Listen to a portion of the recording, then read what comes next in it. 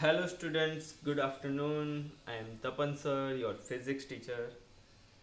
Dear students, last lecture में हमने एक नया टॉपिक स्टार्ट किया था जिसका नाम है प्रेशर।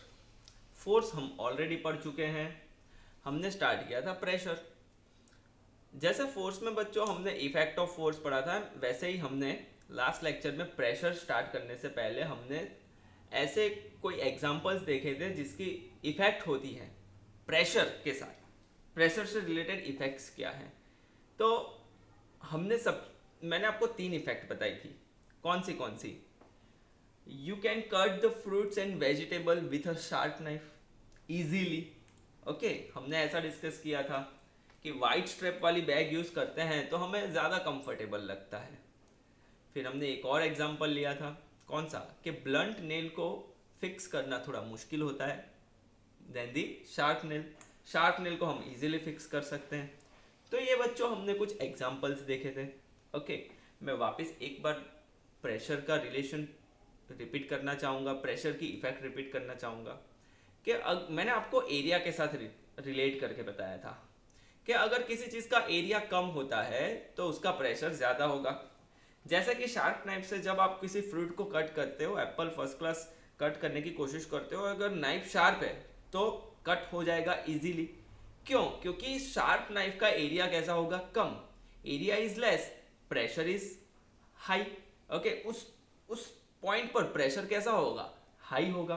तो as area is less pressure is high, as area is more pressure is less. जैसे कि ब्लंट नेल को फिक्स करना कितना मुश्किल होता है, क्यों? क्योंकि उसका एरिया ज़्यादा है, और एरिया ज़्यादा है तो प्रेशर कम लगता है। ओके, तो प्रेशर कम लगने की वजह से वो इजीली फिक्स नहीं हो पाती है।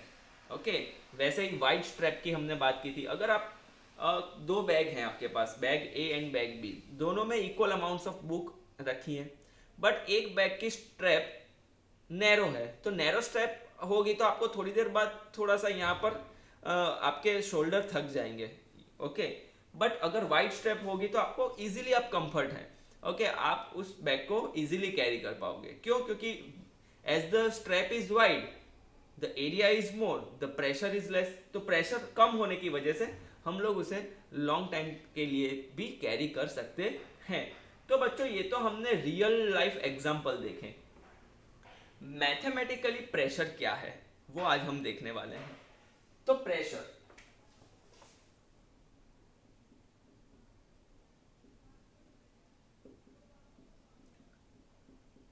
को हम फिजिक्स की लैंग्वेज में बच्चों कैसे डिफाइन करें? Force acting per unit area is known as pressure. मैं यहां पर लिखता हूं, force acting per unit area is called pressure. Okay, force divided by area okay is known as pressure. हम ऐसा कह सकते हैं, force acting per unit area is called pressure. हम लोग इसे मैथमेटिकली ले जाते हैं। कैसे? Mathematically mathematically mathematical relation of pressure में ऐसा लिख देता हूं बच्चों, mathematical expression for pressure. Mathematical expression of pressure. Okay, तो ये तो हमने डिफाइन किया, force acting per unit area is called pressure. But mathematically हम कैसे लिख सकते हैं बच्चों? तो सपोज करो कि मैं एक एरिया ड्रॉ कर रहा हूं बच्चों। ठीक है, सपोज करो कि ये किसी ऑब्जेक्ट का एरिया है। ठीक है, ओके बच्चों, ये किसी ऑब्जेक्ट का एरिया है जिसे मैं कुछ इस तरीके से ड्रॉ कर लेता हूं, इतना पोर्शन।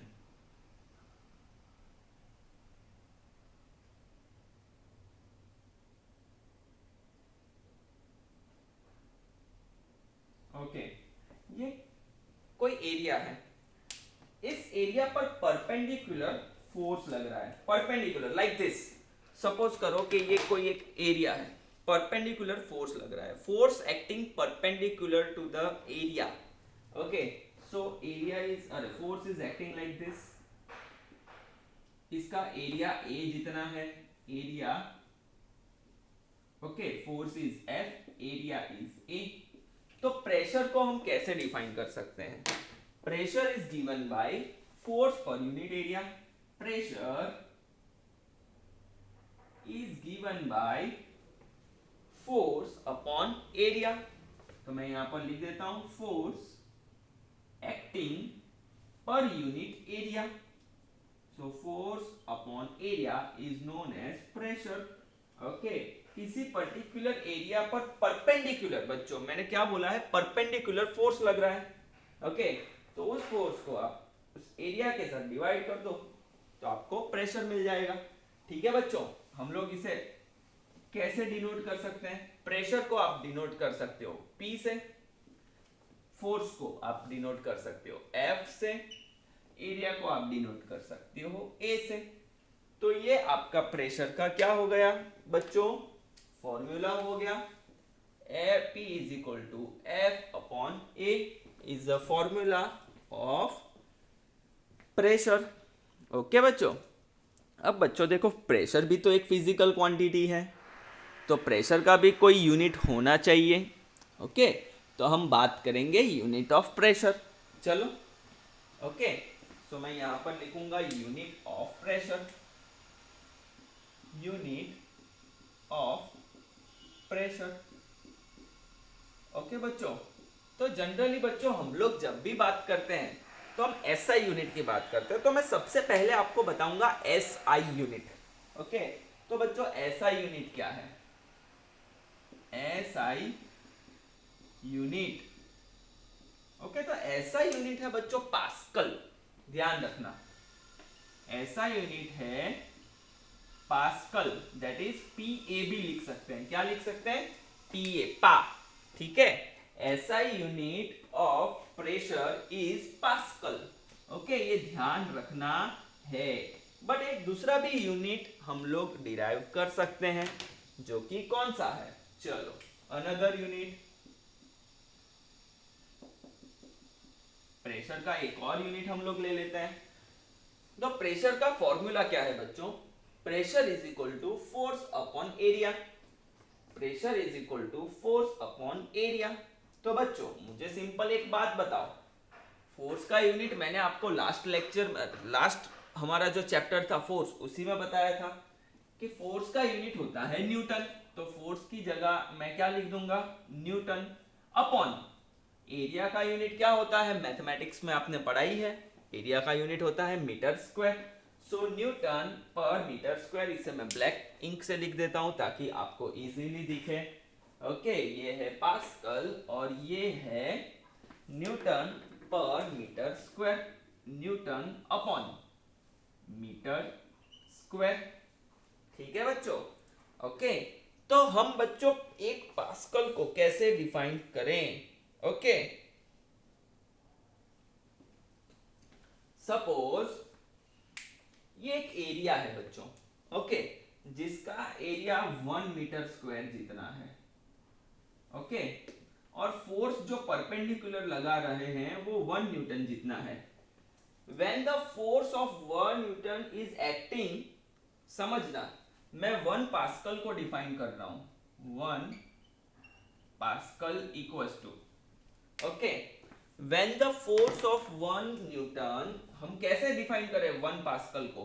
क्योंकि ऐसा यूनिट क्या है? पास्कल। तो मैंने यहां पर लिख दिया 1 पास्कल। तो 1 पास्कल को मैं कैसे डिफाइन करूं?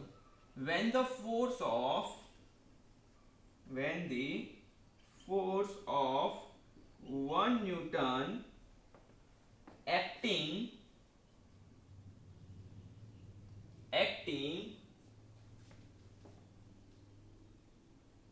per unit area of area 1 meter square, of area 1 meter square, then the pressure is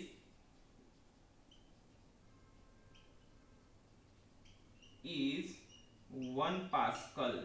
तो हम ऐसा कह सकते हैं, when the force of 1 newton acting on the area of 1 meter square, then the pressure is 1 pascal. मतलब हम ऐसा भी लिख सकते हैं 1 pascal equals to 1 Newton per metre square. बच्चों मोस्ट आईएमपी ये क्वेश्चन आ सकता है आपकी एग्जाम्स में, कॉम्पिटिटिव लेवल की एग्जाम्स में. 1 pascal equals to 1 Newton per metre square. सो ये हो गया आपका यूनिट, और हमने डिफाइन कर दिया 1 पास्कल को. ओके, सो बच्चों हमारे पास ये एक फॉर्मूला बन चुका है. क्या फॉर्मूला बना? P equals to F upon A. तो मैं यहां पर वापस लिखूंगा आपको एक्सप्लेन करने के लिए. P equals to F upon A. इस रिलेशन से बच्चों हम लोग क्या पता लगा सकते हैं कि P is directly proportional to F. देखो P और F दोनों एक दूसरे के सामने हैं, तो हम ऐसा कह सकते हैं बच्चों कि P is directly proportional to F. मतलब pressure is directly proportional to force. Okay,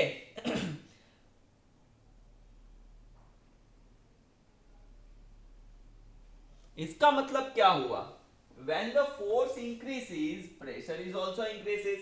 जब दो फिजिकल क्वांटिटी एक दूसरे के सामने होती है तो हम ऐसा कह सकते हैं कि दोनों एक दूसरे के प्रोपोर्शनलिटी में है. इसका मतलब क्या हुआ? When the force increases,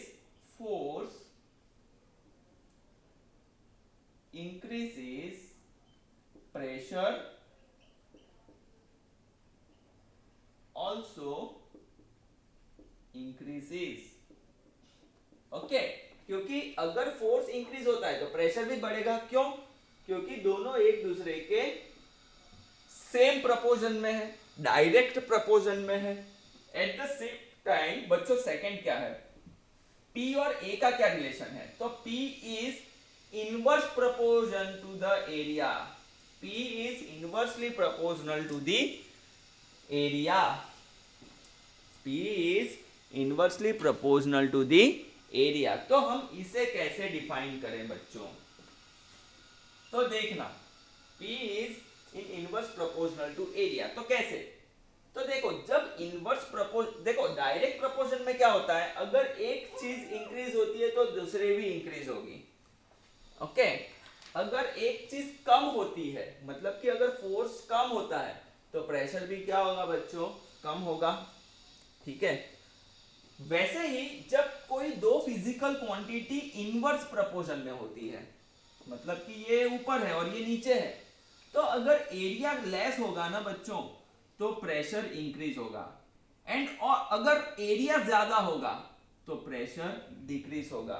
तो मैं यहां पर लिखता हूं when area increases pressure decreases. Area increases, तो एरिया को मैंने बच्चों क्या किया है? इंक्रीज किया है. तो प्रेशर क्या हुआ? रिड्यूस. तो when the area increases implies pressure decreases. At the same time, when area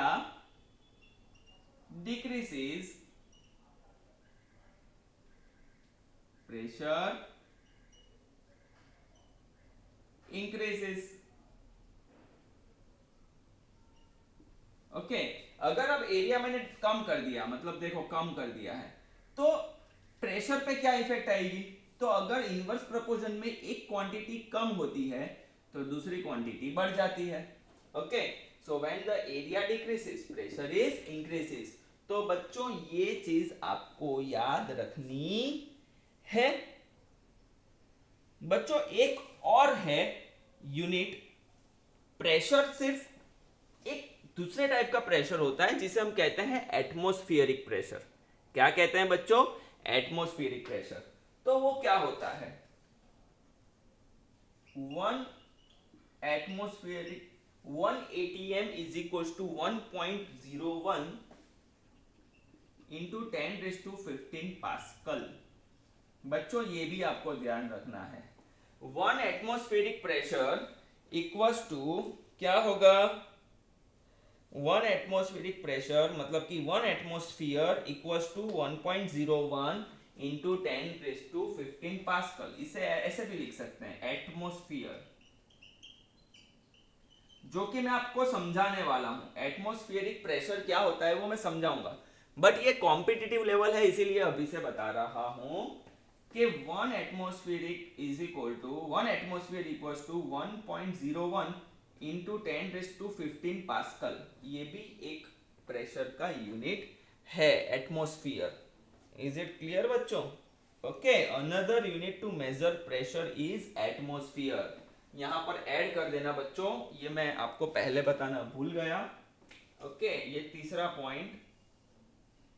okay, 1 atmosphere is equal to 1.01 into 10⁻15 pascal.